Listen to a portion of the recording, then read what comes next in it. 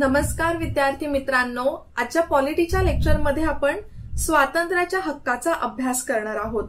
बघा, स्वातंत्र्याचा हक्क हा परीक्षेच्या दृष्टीने एक खूप महत्त्वाचा टॉपिक आहे। भरपूर वेळेला आयोगाने आतापर्यंत यावर प्रश्न विचारलेले आहेत। तसं तर आपण बघायला गेलो ना तर पूर्ण भाग 3 किंवा मूलभूत हक्क हे परीक्षेच्या दृष्टीने महत्त्वाचे असतात आणि त्यामधून सुद्धा स्वातंत्र्याचा हक्क का महत्त्वाचा आहे माहितीये? कारण की बघा, जनरली स्वातंत्र्याच्या हक्कामध्ये बरेचसे असे अधिकार आहेत, जसं अभिव्यक्ती स्वातंत्र्य म्हणा, अटक स्थानबद्धतेविरुद्धचं जे काही स्वातंत्र्य आहे तर ते ना सतत चर्चेमध्ये असतात, काही ना काही कारणांनी करंट अफेअर्स मध्ये असतातच। मग त्यावर प्रश्न विचारण्याचे चान्सेस हे जास्त वाढतात। ठीक आहे, लास्ट लेक्चरमध्ये आपण समानतेच्या हक्कांचा अभ्यास केलेला, त्यामध्ये आपण कलम 14 ते कलम 18 पर्यंत सगळ्या समानतेच्या हक्कांचा एकदम डिटेलमध्ये अभ्यास केलेला।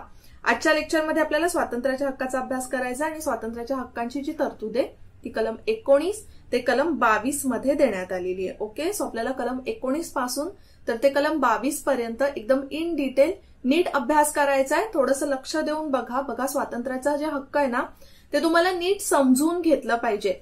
बऱ्याचशा अशा गोष्टी स्वातंत्र्याच्या हक्कामध्ये ज्या तरतुदी तर तुम्हाला दिलेल्या आहेत, पण त्याचे इन डेप्थ मिनिंग काय होतं ना ते सुद्धा समजणं गरजेचं असतं। कारण की आयोग बऱ्याच वेळेला जर समजा करंट अफेअर्सशी कोरिलेट करून जर तुम्हाला प्रश्न विचारला, थोडासा लॉजिकल बेस्ड प्रश्न विचारला, मग त्यावेळेला तुम्हाला हक्कांचा अर्थ काय ना तो समजणं गरजेचं असतं। ठीक आहे, आणि जसं जसं वेळ जात गेलाय, वेळेनुसार आहे ना स्वातंत्र्याच्या हक्कामध्ये नेहमीच वाढ होत गेलेली आहे। ठीक आहे, सो स्वातंत्र्याचा हक्क बघा, आपण बघितलं तर मी तुम्हाला आता सांगितलं कलम 19 ते कलम 22 पर्यंत आहे। कलम 19 मध्ये भाषण स्वातंत्र्य आणि बरेचसे स्वातंत्र्य आहेत, म्हणजे 6 प्रकारचे स्वातंत्र्य आहेत, त्याबद्दलचे काही संरक्षण दिलेले आहेत। पूर्वी कलम 19 मध्ये ना 7 प्रकारचे स्वातंत्र्य होते, पण त्यातलं एक स्वातंत्र्य जे 6वं स्वातंत्र्य ते काढून टाकण्यात आलं 1944 मध्ये। मग आता 6 स्वातंत्र्य राहिलेले आहेत। बघा, पूर्वी ना आपल्याला मूलभूत हक्क सुद्धा 7च होते, पण त्यातलं सुद्धा एक हक्क काढून टाकण्यात आलं, 6वं कलम 31 हे काढून टाकण्यात आलं। मग आता आपल्याकडे फक्त 6च मूलभूत हक्क राहिलेले आहेत। ठीक आहे, त्यानंतर कलम 20 मध्ये देण्यात आलेलं आहे अपराधाबद्दलच्या दोषसिद्धीबाबतचं संरक्षण। म्हणजे समजा एखाद्या व्यक्तीने अपराध केला, तो गुन्हेगार ठरला, मग त्यानंतर त्याचं कोणतं हक्क असू शकतं किंवा त्याच्यावर जर समजा अत्याचार होत असतील तर त्या विरोधात त्याला कोणते अधिकार मिळू शकतात ते दिलेले आहेत कलम 20 मध्ये। बघा, कलम 20 आणि कलम 22 आहे ना तुम्हाला थोडेसे सिमिलर वाटू शकतात, पण त्यामध्ये सुद्धा तुम्हाला बदल जो आहे त्यामधला जो फरक आहे तो समजून घेणं गरजेचं आहे। ठीक आहे, ते मी तुम्हाला पुढे एक एक सांगणारच आहे, पण आधी आपण बघून घेऊया की कोणकोणत्या कलमांमध्ये फक्त काय काय तरतुदी आहेत। त्यानंतर कलम 21 मध्ये जीवित आणि व्यक्तिगत स्वातंत्र्य याचं संरक्षण दिलंय। आता कलम 21 तर खूपच महत्वाचं आहे। जसं मी तुम्हाला सांगितलं की वेळेनुसार स्वातंत्र्याच्या हक्कामध्ये बदल होत गेलेले आहेत। इनफॅक्ट ना आपण इथे बदल होण्यापेक्षा असं म्हणू शकतो की स्वातंत्र्याचा हक्क हा दिवसेंदिवस वास्ट होत चाललेला आहे। भरपूर अशा गोष्टी स्वातंत्र्याच्या हक्कांमध्ये ऍड होत चाललेल्या आहेत आणि त्याला तुम्ही कुठेतरी जबाबदार आपल्या सर्वोच्च न्यायालयाला सुद्धा मानू शकता, कारण की आपल्या स्वातंत्र्याच्या हक्काचा खरा अर्थ सर्वोच्च न्यायालयाने वेळोवेळी लावलेला आहे। ओके, त्यानंतर आहे ते म्हणजे कलम 21, तर कलम 21 मध्ये दिलेलं आहे आपल्याला शिक्षणाचा हक्क। हे नंतर ऍड करण्यात आलेलं आहे 2002 मध्ये एका घटना दुरुस्तीने, त्याचा सुद्धा आपल्याला अभ्यास करायचा आहे। आणि कलम 22 मध्ये विवक्षित प्रकरणी अटक व स्थानबद्धता यापासून संरक्षण। ओके, सो आपण पूर्ण जे स्वातंत्र्याची हक्क आहेत कलम 19 ते कलम 22 पर्यंत एक एक करून प्रत्येकी नीट समजून घेऊया।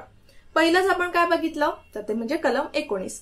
कलम 19 मध्ये ना 6 प्रकारचे आपल्याला स्वातंत्र्य दिलेले आहेत। बघा, जनरली स्वातंत्र्याचा आपल्याला काय फायदा होतो तर ज्या वेळेला ज्या व्यक्तीला स्वातंत्र्य मिळतं तर एक प्रकारे ना त्याला भरपूर असे मार्ग मोकळे होतात स्वतःचा विकास करण्यासाठीचे। जर आपल्याला हे स्वातंत्र्याचे अधिकार नसते ना तर कोणताच व्यक्ती स्वतःचा विकासच करू शकला नसता।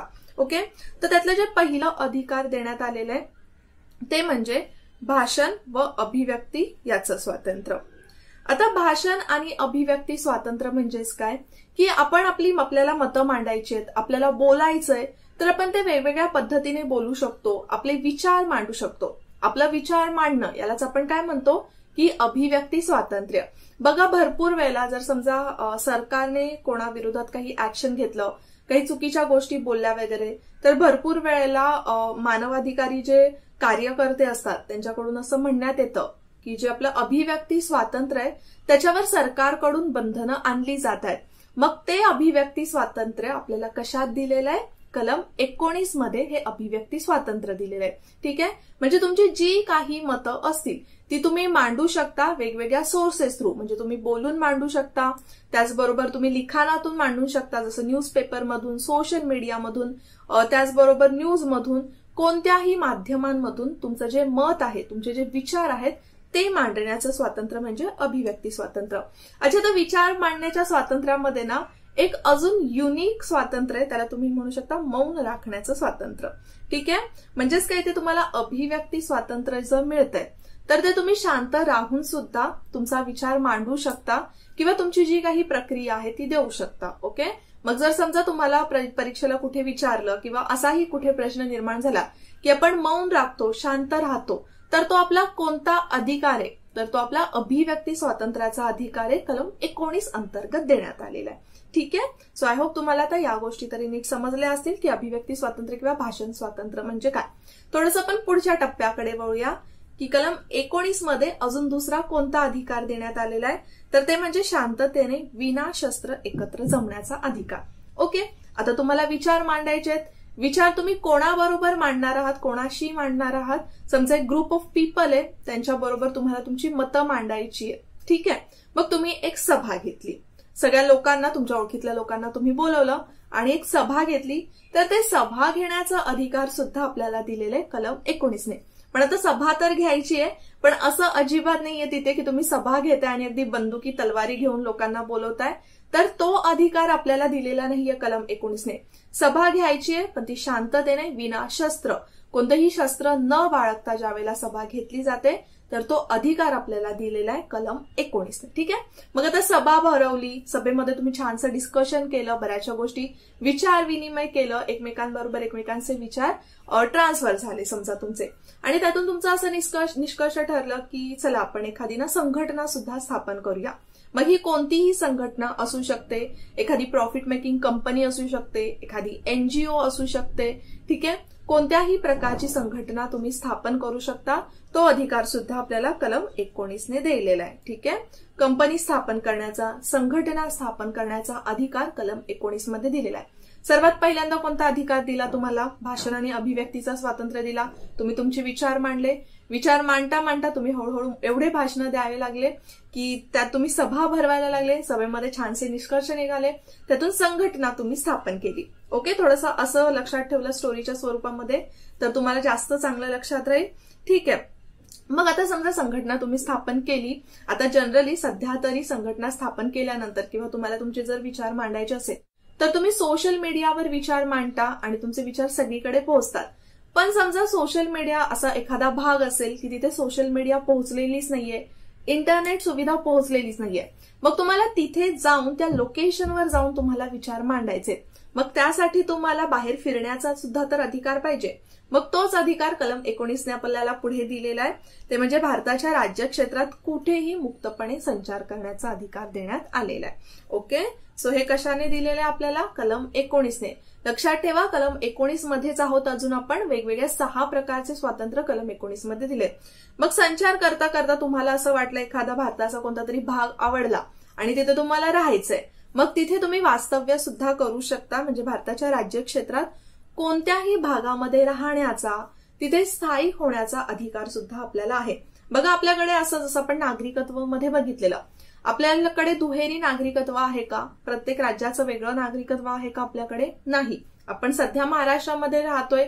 जर समजा एखादी जॉब ऑफर तुम्हाला चेन्नईमध्ये आली तर तुम्ही चेन्नईमध्ये जाऊन सुद्धा राहू शकता ना, कित्येक वर्ष तिथे, पूर्ण आयुष्यभर सुद्धा राहू शकता. त्याच्यासाठी तुम्हाला अजिबात तिकडचं गव्हर्नमेंट असं विचारणार नाहीये की तुमच्याकडे चेन्नईचं पासपोर्ट आहे का किंवा चेन्नईमध्ये राहण्यासाठी तुमच्याकडे परमिट लागेल. अजिबात नाही. तुम्ही भारताच्या कोणत्याही कानाकोपऱ्यामध्ये जाऊन राहू शकता. पूर्वी कलम 370 नुसार जम्मू आणि काश्मीरमध्ये आपण जाऊन राहू शकत नव्हतो, पण आता कलम 370 काढून टाकलेलं आहे, तर तुम्ही तिथे सुद्धा जाऊन स्थायिक होऊ शकता. पण नॉर्थ ईस्टचे काही असे स्टेट्स आहेत, जसं आसाम वगैरे काही आहेत, मणिपूर, अरुणाचल प्रदेश, तर इथे जाण्याआधी आपल्याला एक परमिट लागतं. पण तिकडचं जे संस्कृती आहे, ज्या काही गोष्टी आहेत त्या सुरक्षित राहाव्यात त्याच्यासाठी तरतुदी करण्यात आलेल्या आहेत. ठीक आहे. पण अदरवाईज आपण भारताच्या कोणत्याही क्षेत्रामध्ये राहू शकतो, फिरू शकतो. त्यानंतर 6वं दिलंय ते म्हणजे कोणताही पेशा आचरण्याचा अथवा कोणताही व्यवसाय व्यापार चालवण्याचा अधिकार आपल्याला दिलेला आहे. ठीक आहे. म्हणजे आपण डॉक्टर बनू शकतो, इंजिनियर बनू शकतो, जे काही आपल्याला बनायचंय ते बनू शकतो. ते कशानुसार? तर ते म्हणजे कलम 19 नुसार. ठीक आहे. कोणताही व्यवसाय करण्याचा सुद्धा आपल्याला अधिकार देण्यात आलेला आहे. आता व्यवसाय कोणताही ज्या वेळेला इथे आपण म्हणतोय तर ऑब्व्हियसली त्याच्यामध्ये जे इल्लीगल व्यवसाय आहेत ते आपण करू शकत नाही, हे लक्षात ठेवा. म्हणजे स्मगलिंग वगैरे करता येणार नाहीये. बाकीचे जे लीगल व्यवसाय ते तुम्ही करू शकता. ओके. सो आय होप तुम्हाला कलम 19 मध्ये कोणकोणत्या तरतुदी देण्यात आलेल्या आहेत ते नीट लक्षात आलेलं आहे. आधी ना कलम 19 मध्ये 6 अधिकार होते, म्हणजे 6 स्वातंत्र्याचे अधिकार आपल्याला देण्यात आलेलं. जसं 6व्याच्या जागी इथे 6वं वेगळं होतं आणि पेशा आचरणं किंवा व्यापार करणं हा 7वा अधिकार होता. 6व्यामध्ये आपल्याला दिलेला संपत्तीचा अधिकार. काय दिलेलं? संपत्तीचा अधिकार. पण 44व्या घटना दुरुस्तीने 1978 मध्ये 1978 मध्ये आपल्या देशाचे पंतप्रधान होते मोरारजी देसाई.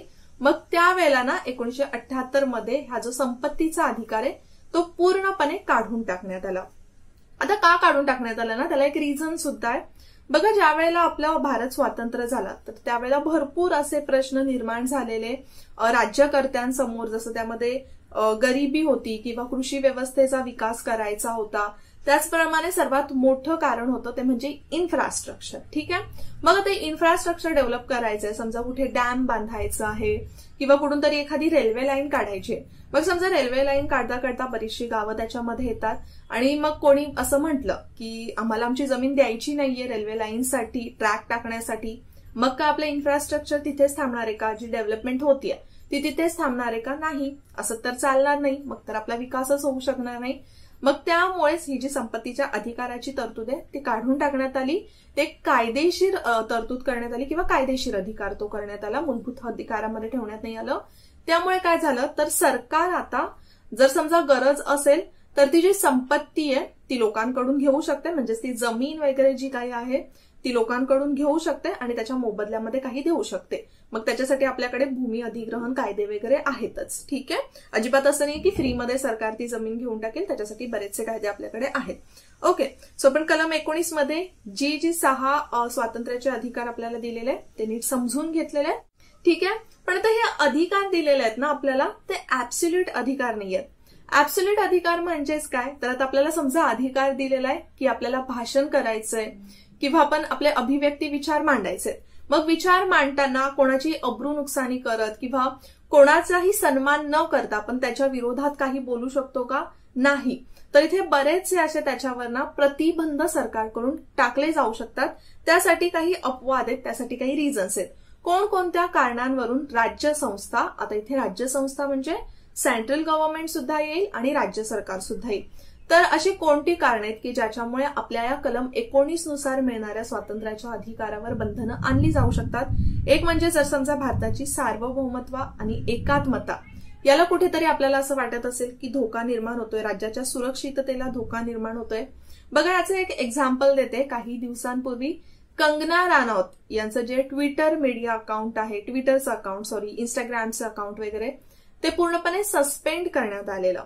त्याचं रिझन काय होतं तर त्यांनी काही असे स्टेटमेंट किंवा असे काही ट्विट्स केलेल्या की ज्याच्यामुळे आपल्या अखंडतेला धोका निर्माण झालेला आहे. मग महत्वाचं म्हणजे माहितीये, आपल्या संघराज्य पद्धतीचा एक महत्वाचा अजेंडा आहे, ते म्हणजे आपल्या देशाची जी अखंडता आहे ती कधीच नष्ट झाली नाही पाहिजे.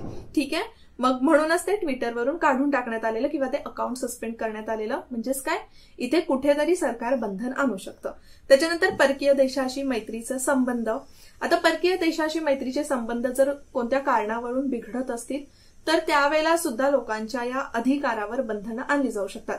समजा आता आपल्याकडे जॉय बिडेन आले, अमेरिकेचे राष्ट्राध्यक्ष आले, फिरतीवर भारतामध्ये फिरतायत, ताजमहल बघायला गेले आणि तिथे कोणीतरी जाऊन ओरडलं की हाय हाय जॉय बिडेन म्हणून, तर त्यावेळेला काय होऊ शकतं, अमेरिकेबरोबरचे जे आपले भारताचे चांगले संबंध आहेत ते कुठेतरी खराब होऊ शकतात आणि त्याचा परिणाम भरपूर गोष्टींवर पडू शकतो. ओके, इकॉनॉमिकली तरी भरपूर पडू शकतो. मग त्या सुद्धा गोष्टी आल्या. किंवा सार्वजनिक सुव्यवस्था, म्हणजे बघा बऱ्याच वेळेला आपण बघतो की दंगली वगैरे होतात तर बसेस वगैरे जाळून टाकतात.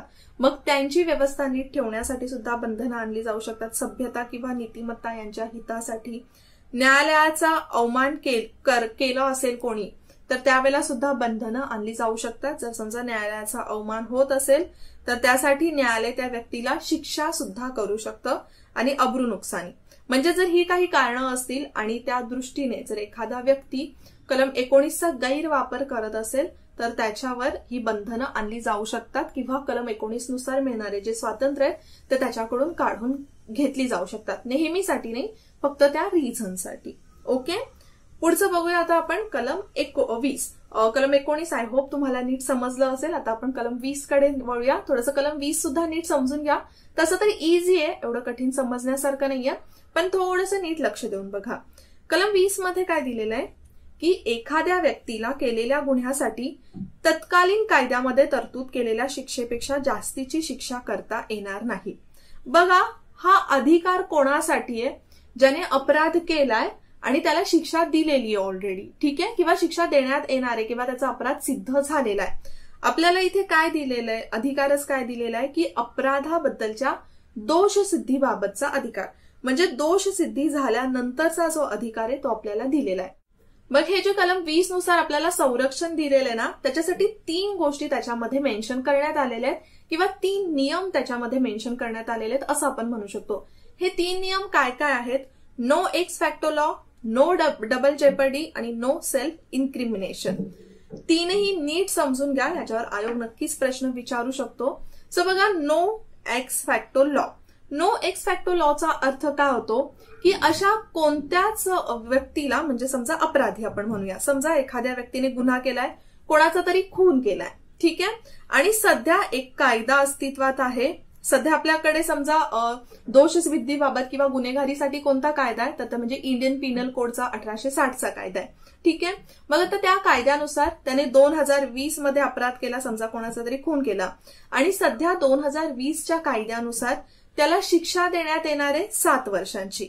ओके, कायद्यामध्ये काय तरतूद आहे, जर त्याने कोणाचा खून केलाय तर त्याला 7 वर्षांची शिक्षा होऊ शकते, ठीक आहे. पण आता आलो आपण 2021 मध्ये. 2021 मध्ये याच्यामध्ये काही दुरुस्ती करण्यात आली.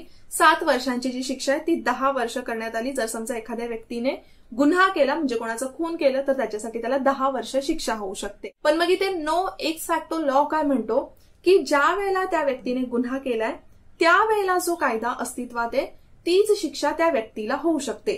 समजा त्या व्यक्तीचं हिअरिंग्स होतात, हिअरिंग्स होता होता त्याला शिक्षा होता होता 2 वर्ष निघून गेले, 2022 आलं, 2022 पर्यंत कायदा चेंज झाला, 10 वर्ष झाली शिक्षा, मग त्याला 10 वर्षांची शिक्षा होणार का? नाही. 2020 मध्ये त्याने गुन्हा केलाय, त्यावेळेला 7 वर्षांची शिक्षा होणार होती, मग जज त्याला त्यावेळेला 7 वर्षांची शिक्षा देऊ शकतं, ठीक आहे. म्हणजे एक प्रकारे अपराधाला इथे संरक्षण मिळालेलं आहे. आणि इनफॅक्ट त्या आधीच्या कायद्यानुसार सुद्धा त्याला शिक्षा होऊ शकत नाही. ज्या वेळेला त्याने गुन्हा केलाय त्यावेळेला जो कायदा असेल त्यामध्ये जी शिक्षा दिली असेल तीच शिक्षा त्याला होईल. त्यानंतर दुसरे ते म्हणजे no double jeopardy. No double jeopardy म्हणजेच काय तर एकदम सिंपल आहे, जी शिक्षा त्याला झालेली आहे ती एकदाच होईल. एका अपराधासाठी त्याला एकदाच शिक्षा होईल. म्हणजे समजा त्या व्यक्तीला 7 वर्षांची शिक्षा झाली, 7 वर्षांची शिक्षा करून तो पूर्ण बाहेर आला, जेलच्या बाहेर आला, त्याच्यानंतर त्याला कोर्ट बोलवू शकत नाही की तू शिक्षा केलेली आहेस, तू अपराध केलेला आहेस तर त्याला तुला अजून एक शिक्षा द्यायची नाही. 7 वर्षांची शिक्षा त्याने पूर्ण केलेली आहे तर त्याला परत त्याच अपराधासाठी शिक्षा होऊ शकत नाही. इथे एका शब्दावर मी खूप जोर दिलेला आहे, ते म्हणजे त्याच अपराधासाठी शिक्षा होऊ शकत नाही, ठीक आहे. त्याच अपराधासाठी म्हणजेच काय, समजा त्याने एक खून केलाय, आता दुसरा सुद्धा खून केला त्याने आणि त्याच्यासाठी त्याकरता एक वेगळी केस चालू आहे, तर त्या खुनासाठी त्याला दुसरी शिक्षा होऊ शकते, एक्स्ट्रा शिक्षा होऊ शकते. प्रत्येक गुन्ह्यासाठी वेगवेगळी शिक्षा होऊ शकते. एका गुन्ह्यासाठी 2 शिक्षा 3 शिक्षा असं नाही होऊ शकत, ठीक आहे. त्यानंतर आहे ते म्हणजे नो सेल्फ इन्क्रिमिनेशन. नो सेल्फ इन्क्रिमिनेशन म्हणजेच काय की कोणतीही व्यक्ती स्वतःच्या विरोधामध्ये साक्ष देऊ शकत नाही. बघा, तुम्ही बऱ्याच वेळेला ना बॉलिवूडच्या मूव्हीज मध्ये वगैरे बघत असाल. आता मी हॉलिवूडचं इथे बोलत नाहीये, कारण की हॉलिवूडचं पूर्णपणे वेगळं असतं, ठीक आहे. पण त्यावेळेला बऱ्याच वेळेला तुम्ही ऐकत असाल की माझा वकील मला पाहिजे, एखाद्या वेळेला अरेस्ट केलं कोणाला तर असं म्हटलं जातं. पण नो सेल्फ इन्क्रिमिनेशन म्हणजेच काय की बघा, तर अच्छा सॉरी, मी परत एकदा लाईन ट्रॅक वरून गेलेली आहे. तर ज्या वेळेला एखाद्या व्यक्तीला अटक केली जाते, तुम्ही मूव्हीज मध्ये वगैरे बघत असाल की त्या व्यक्तीला मारून वगैरे अगदी त्याच्याकडून त्याचा गुन्हा कबूल करून घेतला जातो. पण जरी त्याने गुन्हा कबूल केला तरी त्याने गुन्हा कबूल केलाय त्याच्यावर कोर्टामध्ये शिक्षा दिली जाते का? नाही. पोलिसांना त्याचा गुन्हा पूर्णपणे प्रूव्ह करण्यासाठी साक्षीदार वेगळे लागतात, त्याचप्रमाणे वेगवेगळे प्रूफ जमा करावे लागतात. त्याने कबुली दिली आहे त्याच्या आधारावर त्याला शिक्षा होत नाही, ठीक आहे. म्हणजेच इथे लक्षात ठेवा, तो फक्त गुन्ह्याची कबुली देतोय, स्वतःसाठी साक्ष देत नाहीये, स्वतः विरोधात साक्ष देत नाहीये. सो हे तुम्ही लक्षात ठेवू शकता. नो सेल्फ इन्क्रिमिनेशन म्हणजेच काय की कोणताही गुन्हेगार स्वतः विरोधात साक्ष देऊ शकत नाही, ठीक आहे. सो या 3 गोष्टी कलम 20च्या अंतर्गत येतात, हे लक्षात ठेवा. या ज्या बऱ्याचशा गोष्टी आहेत ना त्या मी तुम्हाला समजून सांगितलेल्या आहेत. बघा, एक एक कलम मी तुम्हाला एकदम इन डिटेल मध्ये समजावून सांगते, कारण की प्रत्येक गोष्ट ना तुम्हाला थोडीशी नीट समजली तर परीक्षेला त्याचा आन्सर तुम्हाला नीट देता येणार आहे. जरी लॉजिकल बेस्ड समजा एखादा क्वेश्चन विचारलाच आणि परीक्षेला जरी नाही उपयोगी ठरलं तरी ऍटलीस्ट इंटरव्ह्यू मध्ये तुम्हाला उपयोगी ठरू शकतं. कारण की इंटरव्ह्यू मध्ये तर तुम्हाला माहीतच असलं पाहिजे की कशा पद्धतीने प्रश्न विचारले जातात. जे काही आपल्या आजूबाजूला समाजामध्ये देशामध्ये चालू असतं त्याच्यावर प्रश्न विचारले जातात. मग त्यावेळेला तुम्हाला जे हे कलम आहेत, या ज्या तरतुदी आहेत त्या सिच्युएशनला अप्लाय करता आल्या पाहिजे. ओके. सो ना आता लेक्चर खूप मोठं झालेलं आहे. मी 2 कलमांमध्येच खूप टाइम घेतलेला आहे. आय होप तुम्हाला जास्त बोर झालं नसेल. तर आपण स्वातंत्र्याच्या अधिकारांची जी बाकीची कलम आहेत, आता आपण 19-20 बघितलंय, बाकीचं 21-22 जे आहेत ते नेक्स्ट लेक्चरमध्ये बघूया. त्यावर सुद्धा आपल्याला भरपूर गोष्टी डिस्कस करायच्या, ठीक आहे. सो आता ना आपण लेक्चरमध्ये इथेच थांबूया. तुम्हाला मी हा एक प्रश्न दिलेला आहे, त्या प्रश्नाचं उत्तर देण्याचा प्रयत्न करा. तसं तर या प्रश्नाचं उत्तर जे ते तुम्हाला पुढच्या लेक्चरमध्येच मिळणार आहे, पण थोडंसं पुढचं लेक्चर बघण्याआधी एकदा रीडिंग करून घ्या कलम 21-22चं आणि या प्रश्नाचं उत्तर देण्याचा नक्की प्रयत्न करा. प्रश्न आहे की खालील अधिकारांपैकी कोणत्या अधिकाराचा भाग म्हणून सर्वोच्च न्यायालयाने मोफत शिक्षणाचा अधिकार बनविला आहे. ओके, ते सर्वोच्च न्यायालय आहे, तर थोडंसं लक्ष देऊन आणि विचार करून प्रश्नाचं उत्तर द्या. आता लेक्चरमध्ये आपण इथेच थांबूया. पुन्हा भेटूया नेक्स्ट लेक्चरला. तोपर्यंत जय हिंद, जय महाराष्ट्र आणि थँक्यू.